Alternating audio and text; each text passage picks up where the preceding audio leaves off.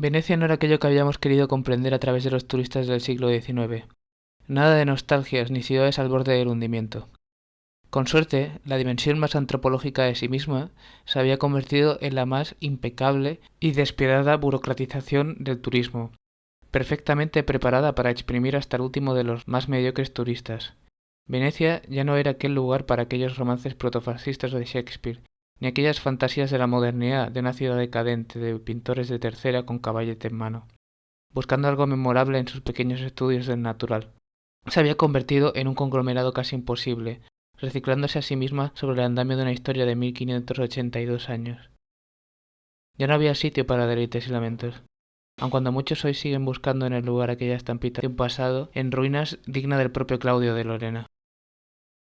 Todo había dado paso a algo que casi recuerda a aquellas viejas fábricas, mataderos y naves industriales que la posmodernidad ha querido convertir en galerías, museos y quién sabe más, dignas estancias de la ciudad más ordinaria. Aquel andamio se había convertido casi en un prototipo de lo sensorial, donde lo mejor de Giorgione y Tiziano se encontraban al unísono con obras de Matisse y Chagall en el Palazzo Capacero.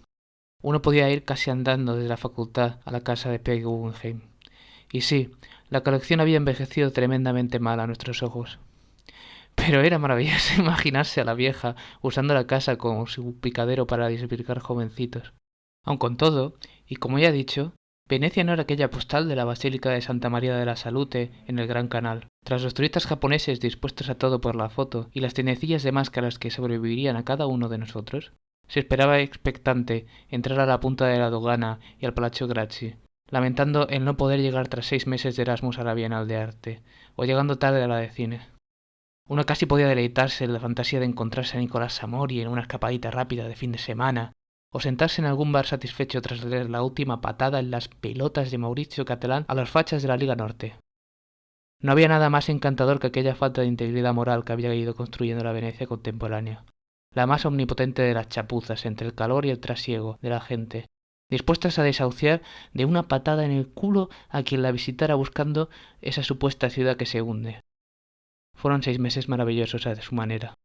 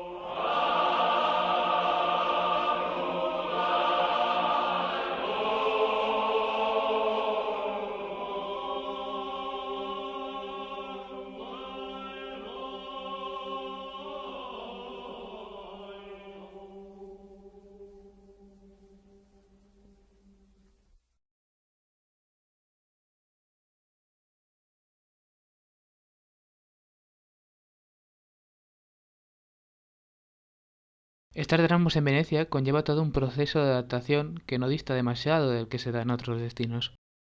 Dejando pasar que uno está viviendo entre 118 minúsculos islotes de apenas una decena de metros, todos agrupados, urbanizados y enlazados por 400 puentes y 117 canales donde no hay ni un centímetro de tierra desaprovechado, sí, es más o menos igual. Soportando todo el peso de la ciudad, una infinidad de gruesos pilotes de madera que amenazan con llevar al hundimiento a la ciudad. Todo ello junto al insoportable flujo de turistas nos lleva a plantear necesidades como el transporte público, la recogida de basura o el alquiler de la vivienda de una manera totalmente distinta que en cualquier otra ciudad, normalmente con soluciones más tediosas y caras, cosas que suelen ser idealizadas por ciertos tipos de turistas, pero no por la gente de allí, por supuesto. ¿Qué decir de mi llegada? Creo que todos tenemos un momento al aterrizar en el que nos damos cuenta de que el Erasmus es una cosa real, no un plan de futuro del que presumir y no una idea cualquiera de la que divagas con amigos. Uno inevitablemente se agobia con los problemas más mundanos de una mudanza y empieza a preguntarse qué cojones hace ahí. Por otra parte, no pasó mucho tiempo hasta que me di cuenta de que la Academia de Belle Artes de Venecia era encantadoramente corrupta. El tipo de la oficina internacional un idiota y la mayoría de los profesores gente totalmente cansada de que el 25% de sus alumnos fueran estudiantes de Erasmus. El acuerdo académico que teníamos era simplemente papel mojado, y como si fuéramos simples parásitos del sistema, nos vimos mendigando a infinidad de profesores en un intento desesperado de volver al orden establecido. Pero con todo, la ciudad se hacía querer, vaya si se hacía querer, aun sintiéndose como un turista al que le habían robado la cartera. Era encantadora, jodidamente laberíntica. Tras 6 meses uno podía toparse con una callejuela desconocida y en ella encontrar la iglesia más ostentosa y descomunal, albergando alguna pintura de Tiziano, Tintoretto, Giorgione, Tiepolo o quién sabe qué. La imagen de la isla que genera el Palazzo Ducale era simplemente descomunal, una demostración de fuerza, de poder, sin duda que la ciudad tuvo algún día. Está claro que era mágico, pero era francamente raro lo que se daba allí. Los guiris eran capaces de convertir semejante ciudad en un decorado de plástico digno de Disneylandia, algo que uno ve en ciudades como París o Londres. Por otra parte, esto no impedía que Venecia se hubiera transformado en un espacio donde la Bienal de cine, arquitectura o arte la convirtieran en un hervidero de novedades. Damien Hirst, Cindy Sherman, Wilhelm Sasnal, Onkawara, Warhol, Jeff Koons, Maria Abramovic, Luke Tuymans, Ai Weiwei, Ansel Kiefer y más. Todos ellos rondando por galerías, pequeños museos, exhibiciones temporales y demás. En resumen, cuando uno cogía todas las mañanas el vaporeto a la parada de Chartres, viendo amanecer frente a las vistas de la Judeca, uno tenía que confirmar que no se podía estar enfadado con la ciudad, aun estando en el agujero existencial en el que me sentía yo. Tengo que admitir que resulta francamente difícil hablar de todo esto para mí. Tal vez porque esta estancia en Venecia estuvo compuesta principalmente por una barrera con el idioma, una crisis en la que se refiere a mi TFG, el inicio de una terapia a distancia con una psicóloga y una antipática relación con toda persona que me recordase a España. Para mí el Erasmus ha acabado siendo un fenómeno que ha atravesado toda mi forma de ser. En cierta manera sigue haciéndolo, y sigue estando presente en mi día a día en cuanto que lo ha cambiado todo a la hora de tener que enfrentarme a mi vida pasada en Valencia. La verdad es que con el paso del tiempo, el primer mes de Venecia se convierte en algo confuso, una superposición de imágenes del turismo, apretones de mano y follones burocráticos, noches saliendo de fiesta y poco más. El empezar las clases era algo casi inimaginable. Era un sistema bastante disparatado que daba la potestad de hacer las presentaciones de las asignaturas en la fecha que viesen conveniente los profesores. Se hacía evidente que no corría ninguna prisa. No recuerdo nada de mi piso. Dos italianos completamente antipáticos. Gente seca del norte que distaba mucho de esa caricatura siciliana de los italianos que tenemos los españoles en la cabeza. Lo único que me despierta simpatía al pensar en esa casa son mis lecturas de la crucifixión rosa de Henry Miller, las sesiones con Isabel la psicóloga y algún que otro cuadro de los que pinté allí.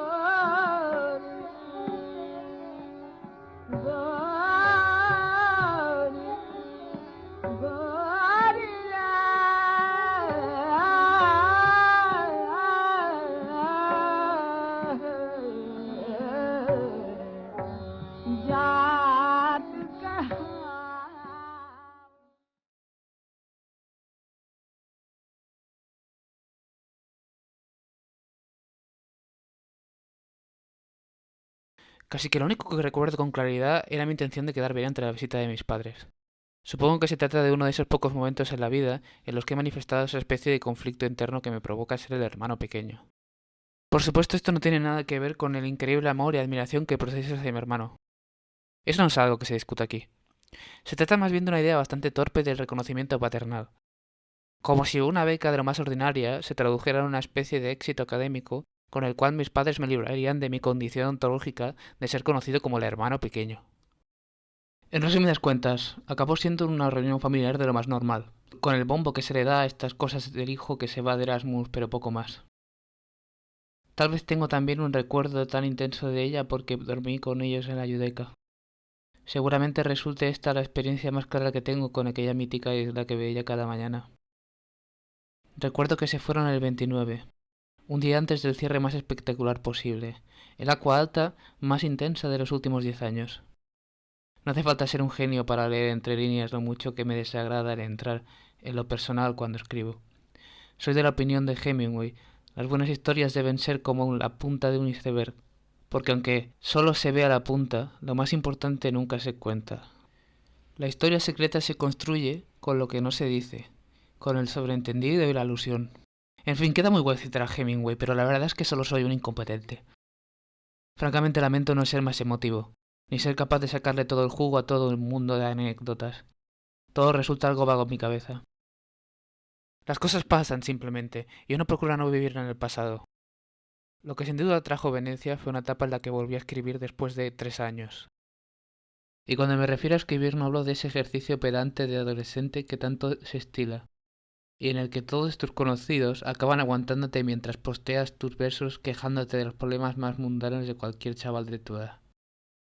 Me refiero al gusto de escribir por expresar, por hablar de lo que uno pinta, de lo que admira, de experiencias que superan una especie de ejercicio cursi para convertirlo de alguna manera en una necesidad. La verdad es que llevo fatal el tener que estructurar todas mis impresiones del Erasmus. Tal vez debería dejar de marear dando bandazos de un lado a otro y empezar a hablar de mi primera escapada de Erasmus a Florencia.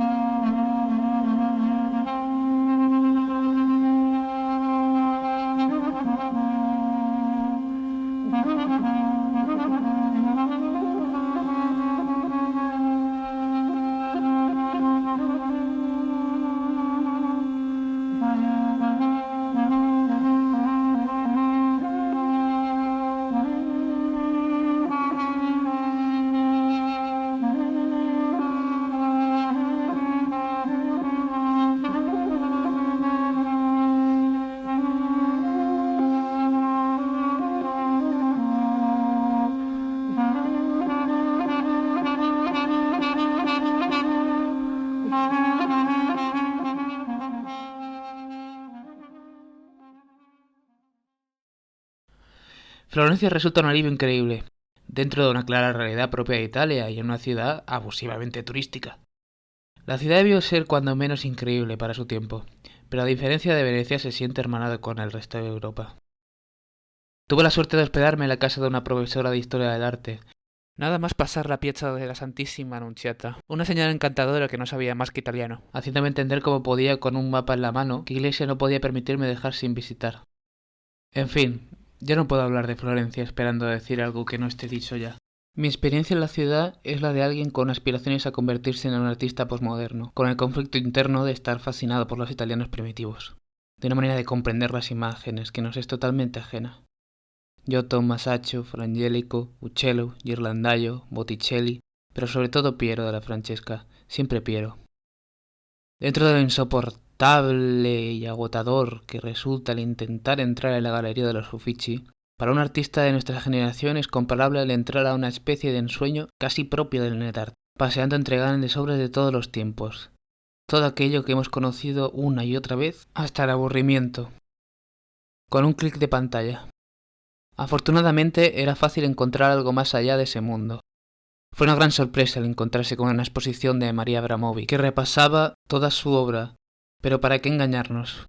Yo había venido a Florencia para lo que había venido. Y por otra parte creo que su obra ha envejecido tremendamente mal. Si de algún estereotipo grotesco no pudo librarse la generación de Abramovic, fue de aquella figura egocéntrica y sobredimensionada del artista. No sé si a día de hoy nos encaminamos a destruirla. Nada me haría más feliz. Lo que sí sé con certeza es que de aquellos que he nombrado en mi viaje, los que más admiro son aquellos que distaron más de llevar consigo esa prepotencia y ese ego de artista, con aquella humildad de quien ama su trabajo. Y en ningún caso estoy hablando de la calidad de una obra. Se trata de una actitud, una forma de entender el trabajo que nunca se impone como debería. Yo seguía en cierta manera atascado, sin entender muy bien qué se suponía que tenía que hacer en Venecia, a qué gente buscar y en qué trabajos ocupar mi mente.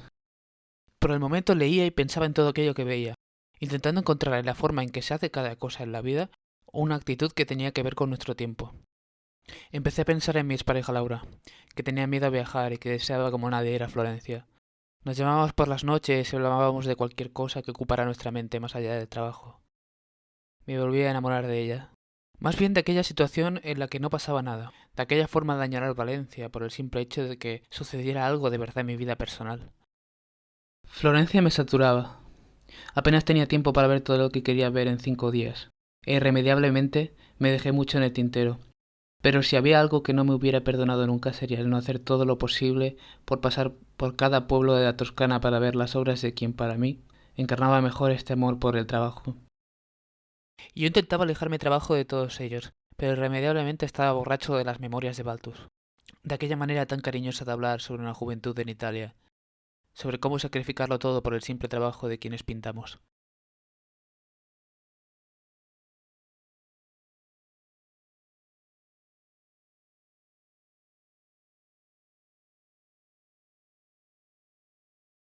Querido Piero, no sabes de qué manera te he buscado, desde la Galería de los Medici a tu querida y natal San Sepolcro.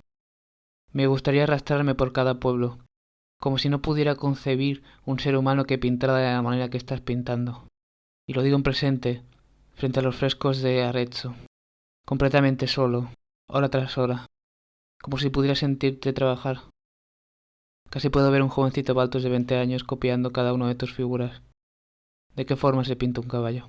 ¿De qué forma se pinta un árbol? ¿Cómo se pinta la muerte de esa manera? Todo aquello era una noción del tiempo que es solo tuya, un bucle sin fin en el espacio eterno. Me río yo de cualquier fresco, que jamás sobre la tierra se ha dado la guerra con esa magnificencia. Pero qué colores. Absolutamente perdido me siento sobre el suelo que algún día pisaste, sin saber muy bien si ha merecido la pena el ejercicio masoquista de perseguirte por toda la Toscana. Ciertamente, qué idiota el que se sienta capaz de entender más allá de sus coetáneos, y qué infeliz el que no pueda coger la distancia que deja ver los pilares de su tiempo.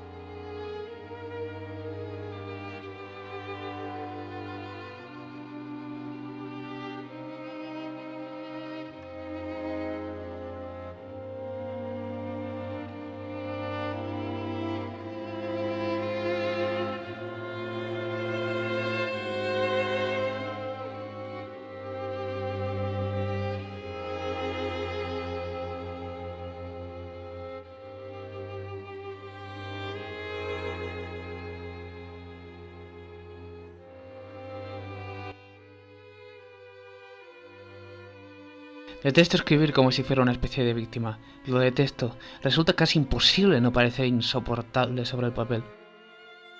¿En qué momento de este recorrido empecé a darme todo tanta vergüenza ajena como para ser incapaz de verbalizar mi situación ante quienes me preguntaban por cómo era todo aquello? Mi amor por Venecia empezaba a verse sustituido por una sensación de asqueo generalizado. Odiaba la academia. Odiaba no poder coger serigrafía por mi simple condición de Erasmus.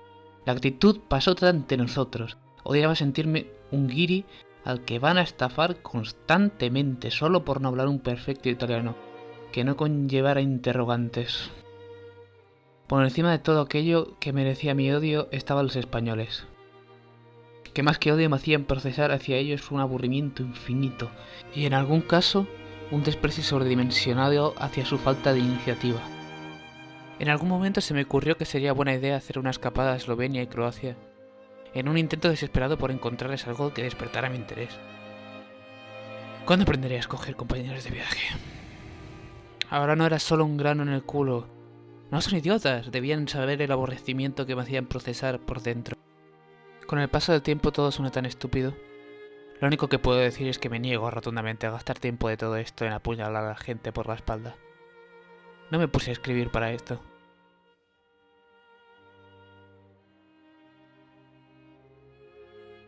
Salgo de clase sin avisar a nadie. No tengo intención de volver en 2 semanas. De todas formas nadie te va a decir nada. Que para eso eres un Erasmus. ¿Y para qué te pones por en medio mientras un profe italiano suelta la jodienda? No estoy cansado. Me dedico a dar un rodeo totalmente inútil. Me siento en la parada de Vaporetto del mercado de Rialto. Me pongo a leer Sexus con la esperanza de acabarlo esa noche. Es francamente raro esto del formato de diario. Resulta imposible no sonar como un mentiroso compulsivo y autocomplaciente. Especialmente porque todo el mundo sabe que al final acabas metiéndole mano al texto que escribes. Para estas alturas en las que escribo esto, ando en medio de Flexus. Y lo que era una sospecha de aquellos días se hace evidente en Valencia. La segunda esposa de Henry Miller lo engaña con otra mujer en su propia jeta. Y uno puede sentir su miedo, sus dudas y su impotencia en el libro. Pero está jodidamente edulcorado, como una especie de bloqueo creativo, de autocensura. Aunque con la distancia que se escriben tras 20 años, el proceso de escribir hace que dulcifique los hechos. Miller se convierte en un autómata que habla de su depresión, su parálisis, su convivencia en la misma casa con la amante de su mujer, de aquella manera en la que se describe un paisaje. Una mesita de noche o una zapatilla. No sé cómo hablar desde un plano sentimental o sexual de este trayecto. Especialmente del sexual, algo intermitente por no decir inexistente. Más allá de toda una serie de intentos bastante patéticos por mi parte de tirarme el rollo ante alguna italiana, no hay nada que contar fuera de lo anecdótico. Debo admitir que pasé media estancia pendiente de una visita o de otra. Una fantasía en la que podía simular tal vez como lo hice con mis padres. ¿Pero simular el qué? No sé si era simular otra vida, una especie de trola respecto a mi identidad o un contexto lleno de tópicos donde Venecia parece un decorado ideal para replantearte qué papel tiene en tu vida tu invitado en la isla. Creo que era una mezcla de todo, una baja idea en mi cabeza. Supongo que ya tendríamos tiempo de hablar de todo eso. El 28 de noviembre llegó de visita mi amiga Aurora, con un alivio en el clima más hermético posible. Uno vuelve otra vez a la carga con todo un trayecto propio de un anguiri. Museo tras museo, la casa de Peggy, el Palacio Ducal, alguna tiendecita y el colorarse en el Vaporetto, que al final es, se quiera o no, lo que despierta más simpatía en los turistas sin saberlo. La excepción aquí fue la reconciliación en cierta manera con una parte del mundo hispanohablante. En este punto de la historia es cuando Marcos entra en mi vida. Marcos era un estudiante de Bellas Artes español que había acabado en la UAF. Apenas intercambiábamos unas palabras el primer día que habíamos salido de fiesta por la isla. La segunda vez que nos vimos fue en el Morion, una casa ocupa encantadora que se convertiría en el lugar habitual para nosotros. Francamente, me pareció un tío aburrido. Me tiró los trastos y al ver que no éramos del mismo rollo, por decirlo de cierta manera, desapareció. Como Aurora era de Villena, un querido amigo de la infancia.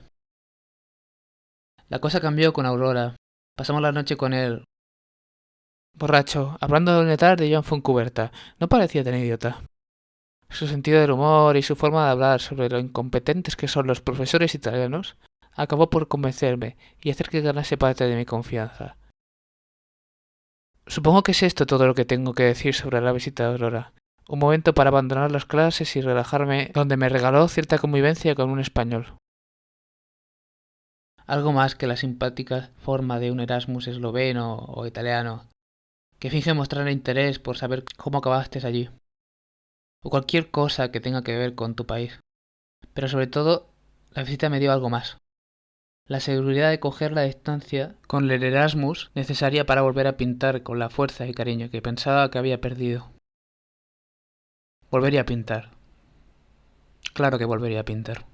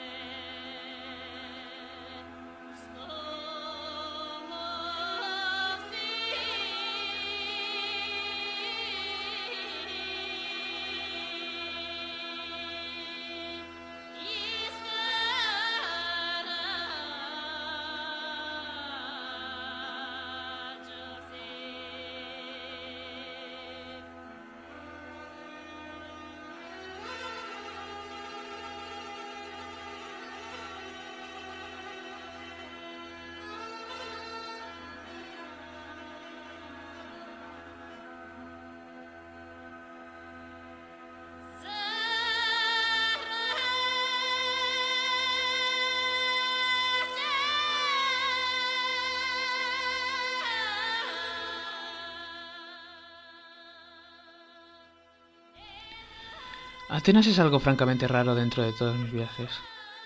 Una mezcla perfecta entre la fascinación que produce la ciudad y la sensación de soledad absoluta que sentía en ese viaje. La imagen prototípica del viaje es algo que nunca se puede filmar.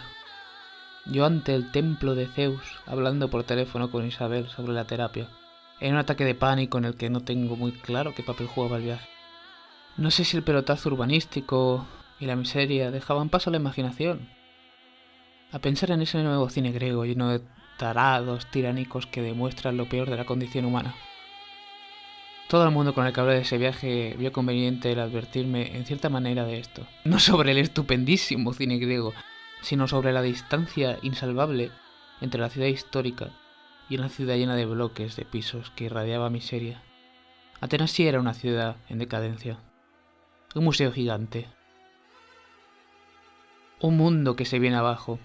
El prototipo de la futura Europa. Solo es cuestión de años. Pero esto no era un inconveniente para disfrutar de la ciudad.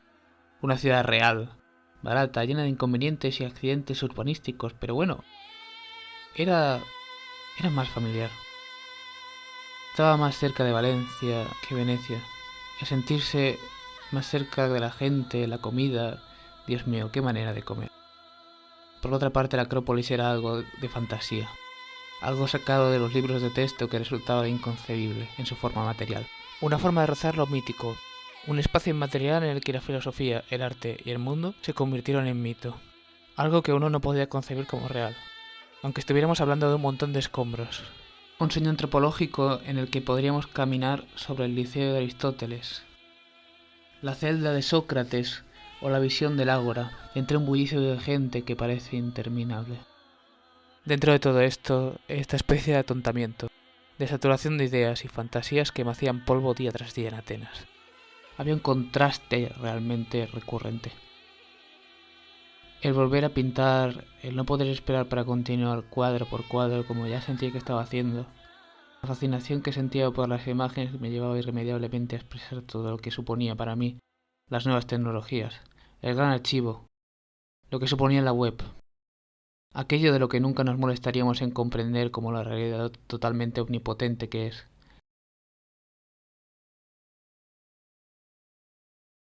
La cosa no cesó con la Bienal de Atenas. Una y otra vez trampantojos de pantallas, proyectores, realidades virtuales. ¿Qué clase de pastiche era ese? Una Atenas computarizada, propia del Vaporwave. Podría contar los cuadros con los dedos de la mano, pero ahí estaba Milton Manetas. Una puerta que me llevaría a todo un mundo de pintores contemporáneos. No podía esperar para volver a pintar. Pasarían los días, y como si el viaje nunca hubiese ocurrido, llegué a casa para ponerme manos a la obra. Tenía que parar. Tenía que asentarme en Venecia definitivamente. Dejar de viajar y tener la capacidad de volver a disfrutar de todo aquello que tenía en mi trabajo. Que sabía que tenía que ser mi trabajo.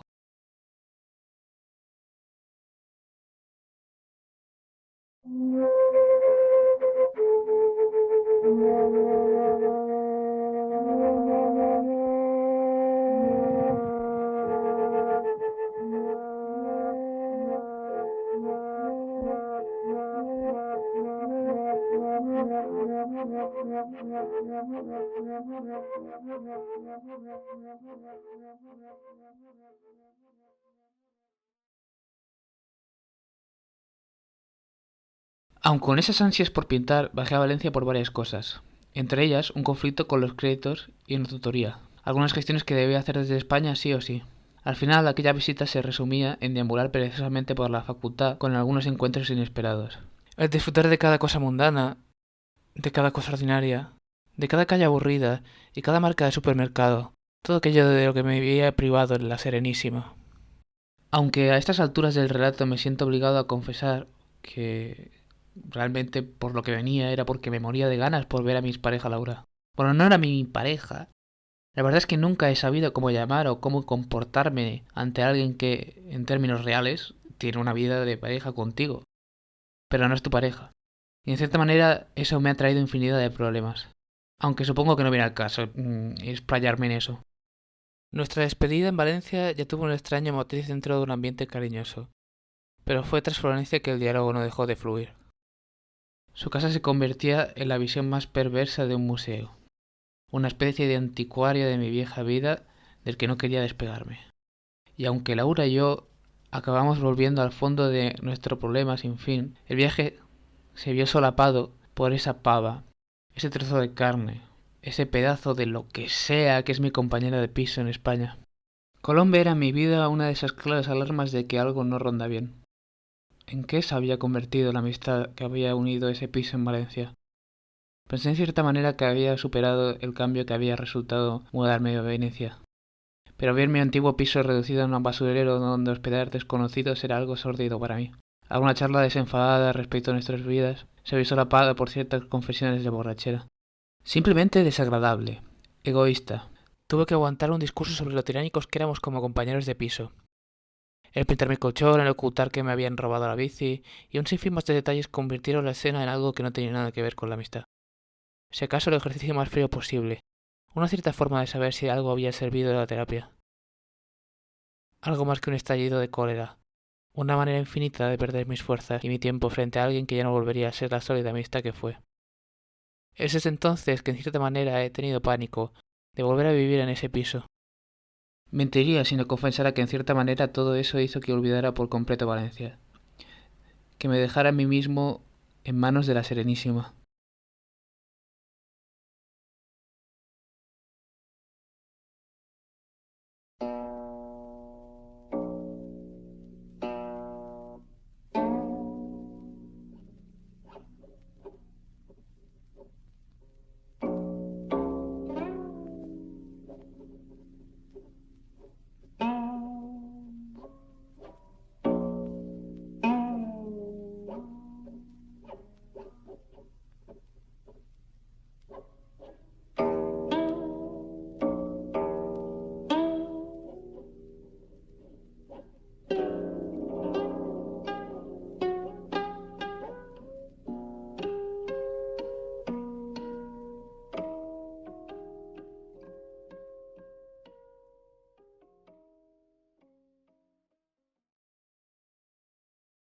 Y pasaría las semanas casi como si nada. Aquel ambiente en el que tenía que disimular en cierta manera que no pasaba de las clases como un buen estudiante de Erasmus acabó por convertirse en un clima de trabajo de verdad.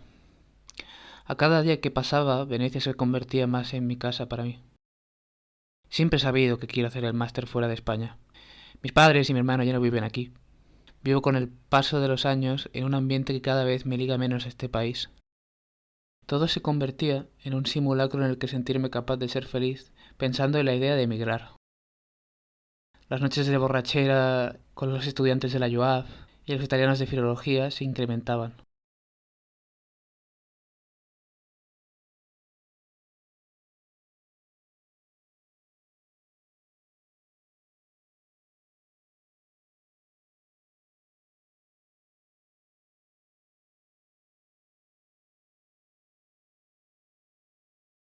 Por otra parte, las conversaciones con el profesor Luca Reffo me llevaban a fascinarme por el trabajo de Wilhelm Sasnal, Locke Tuymans, y tímidamente iba cambiando mi pintura y metodología de trabajo. La pintura, o al menos la pintura que a mí me interesa, tiene que ver con una concepción de los tiempos que vivimos a través de una estética del fracaso. Un cuerpo de obra que deja ver toda una serie de patologías respecto a nuestra relación con las imágenes y su papel en nuestra sociedad.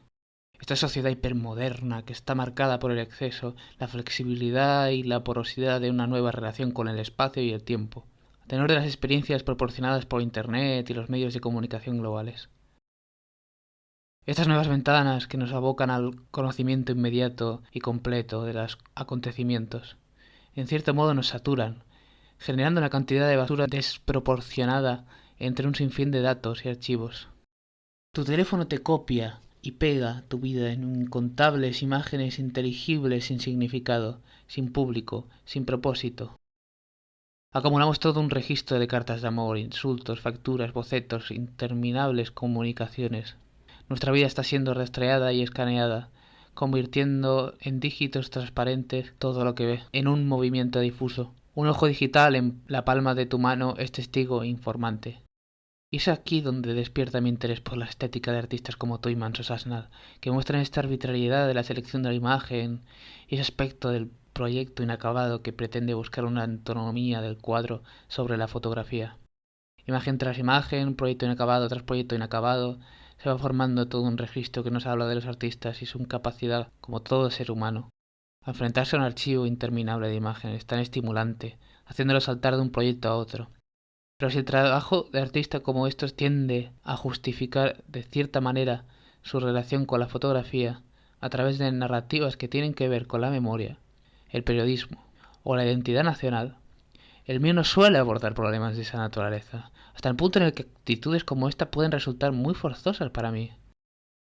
Me gusta pensar que mi obra muestra una fascinación por lo que Joan Fontcuberta llama la era de la posfotografía, de esa presencia constante de la cámara digital, del dispositivo móvil, de la red social y los buscadores de imagen. Una fascinación por la idea de la red como un gran archivo, la asociación de imágenes, la democratización de ellas en un mismo espacio, la repercusión de interactuar con dispositivos electrónicos a la hora de conocer otras obras del arte ligadas a la experiencia estética del pasado, el papel del museo en esta era y mucho más. Pero por encima de todo está la multiplicidad de las pantallas, que realmente nubla mi atención. Como Lev Manovich propuso, la pantalla del ordenador y nuestras actuales derivas portátiles proponen una fusión del espacio físico relegada a la inmovilidad y el ostracismo social. Las pantallas multiplicadas, uno dentro de otro, como muñecas rusas, dificultan la tarea de discernir en qué nivel de realidad físico o virtual nos encontramos y atrapan al espectador con sus colores flúor, ejerciendo una anestesia sensorial. Al final no veo a mis obras como algo que se pueda separar, sino como parte de un mapa mental o un registro de imágenes sampleado que va contribuyendo a un imaginario. El encuentro entre imágenes ya no se da a través de una metodología del pastiche, sino de una apropiación y combinación de estas que demuestra la imposibilidad de dirigirlas y lo innecesario de crear otras nuevas. En esos parámetros la imagen se nos aparece como un flujo continuo, un desfile infinito. La red parece construirse en cascadas de imágenes, y en cierta manera es inevitable explotar la naturaleza de estas sin echar un vistazo a la pequeña pantalla. Pero tampoco quisiera entretenerme, la verdad. La verdad es que a los pocos días me quedé sin tiempo para pintar. Para el día 20 no quedaba nadie por la isla. Cogí un tren a Verona, donde encontraría a mi hermano para pasar las navidades entre esta ciudad y Venecia. Eran las primeras navidades que pasaba sin mis padres. Verona era una ciudad ordinaria. Alguna iglesia de interés, algún castillo, algún museo y mucha mitología alrededor de Shakespeare. Por otra parte, el conocer tanto Verona como redescubrir Venecia en plenas navidades me llevaba a disfrutar de la soledad de estos sitios. Sea algo cerca de la experiencia religiosa para una persona como yo, está en San Giorgio Maggiore, absolutamente vacía frente a los frescos de Tintoretto.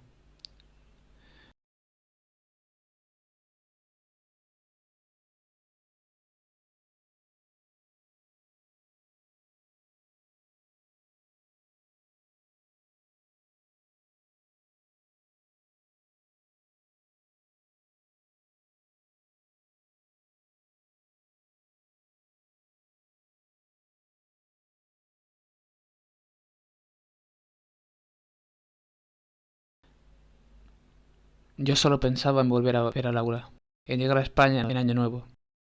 Llegaría a Valencia un poco antes. El piso estaba vacío. Y realmente la ciudad también.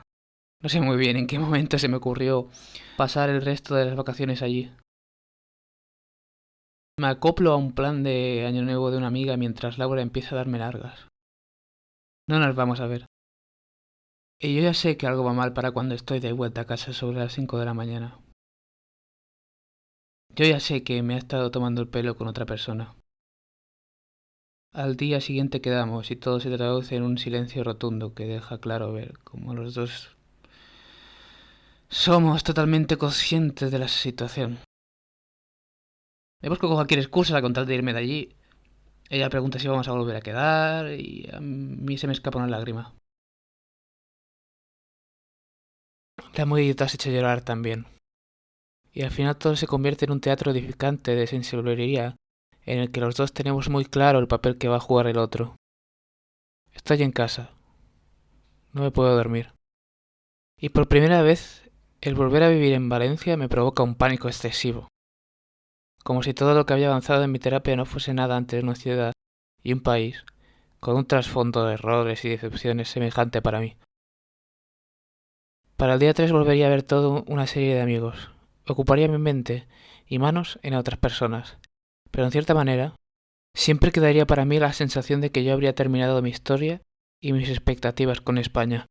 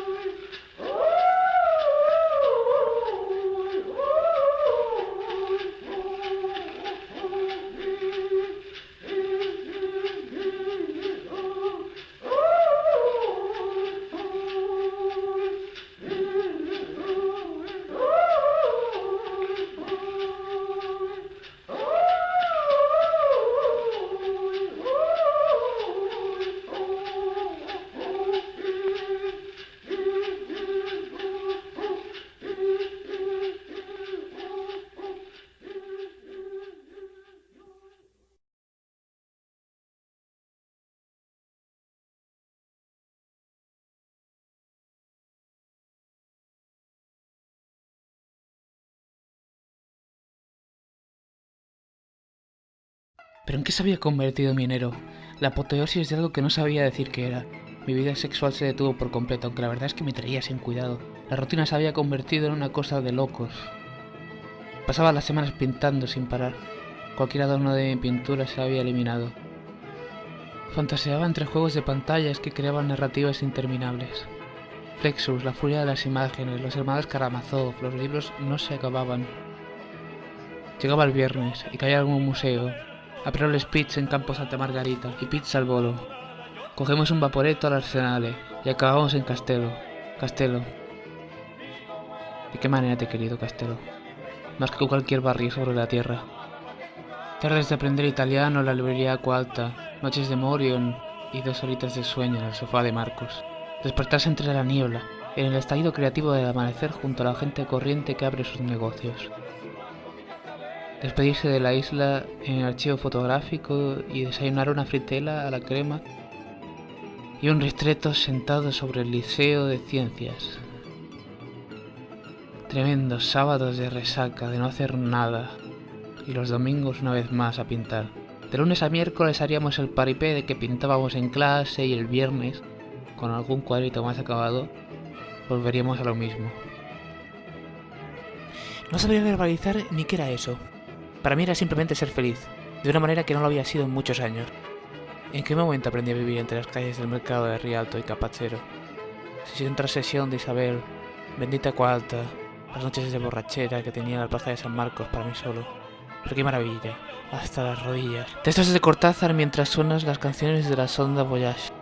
Volvemos de fiesta a Vilardi, pasamos el puente de los descalzos y nos adentramos en el barrio judío.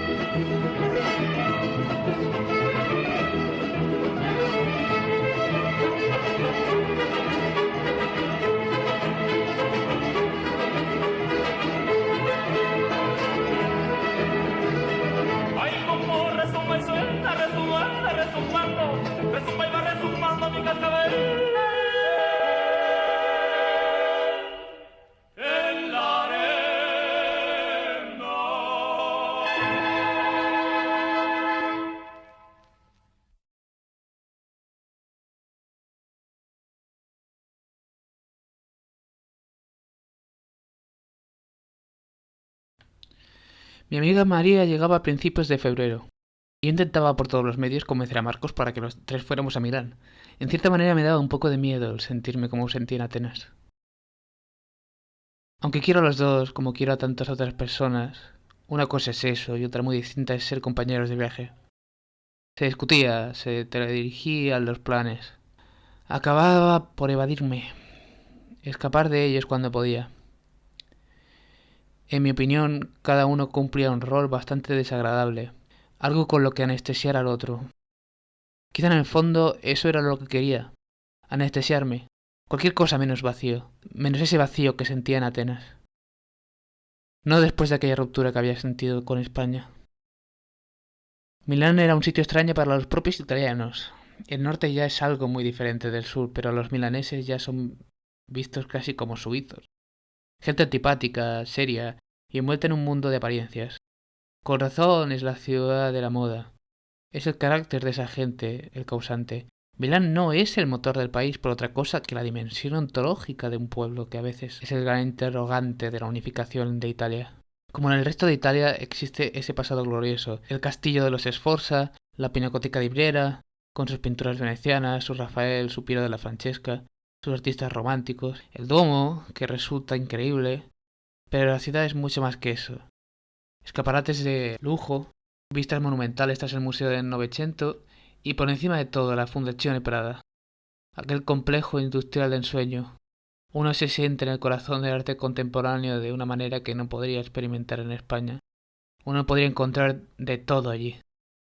No volvería a pintar hasta volver a Valencia, pero no he podido quitarme de la cabeza aquel sitio. Los caballos disecados, las pinturas de Tuymans y aquel edificio dorado. De ahora en adelante solo podría imaginar mi obra expuesta en una sala como esa.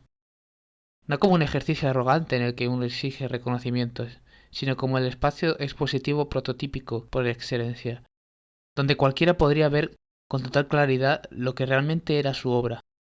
Viajar con Marcos era gastar dinero. Darle rienda suelta a todo lo que no podía hacer en España con el dinero de sus padres. Y aunque detestaba todo eso, la verdad, viajar con Marcos era salir de fiesta. Me emociona volver a ver todo esto. No es que fuera diferente de nada de lo que venía aconteciendo durante esos meses pasados, pero para mí era mi despedida de Italia.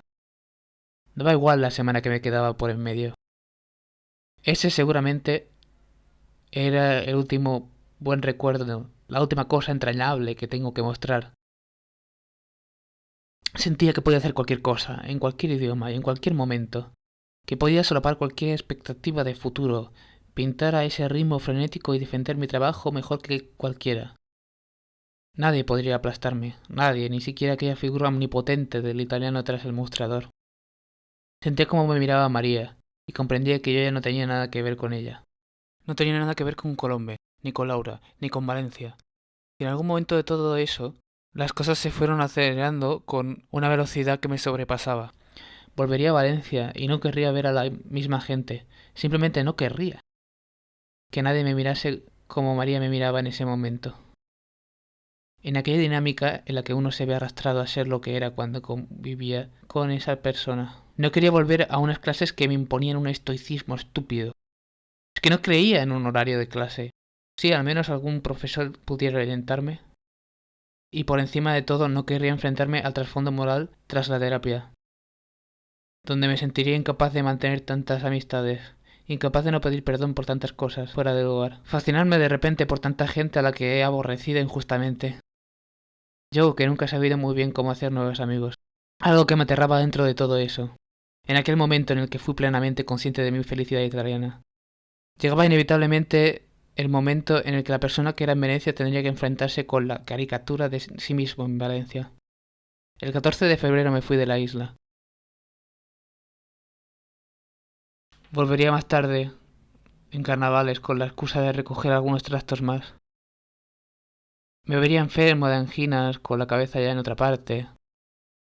Las cosas no se sentían igual.